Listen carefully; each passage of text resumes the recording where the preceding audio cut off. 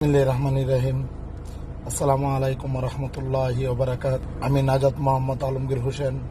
আমি ঈদুল আজহা উপলক্ষে দেশ ও প্রবাসের সকল ধর্মপ্রাণ মুসলমান ভাই বোনদেরকে জানাই ঈদুল আজহার শুভেচ্ছা ও অভিনন্দন। সবাইকেই ঈদ মুবারক।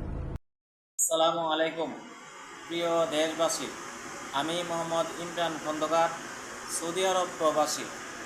আমি ব্রাহ্মণবাড়িয়ার পক্ষ থেকে সর্বস্তরের জনগণকে জানাই ঈদুল আজহার শুভেচ্ছা। ঈদ মুবারক। আমি মোহাম্মদ শামীম আহসান। আমি সৌদি আরব প্রবাসী। আমি এবং আমার পরিবারের পক্ষ থেকে সকল স্তরের মুসলমানদেরকে জানাই আন্তরিক ঈদের শুভেচ্ছা ও ঈদ মুবারক।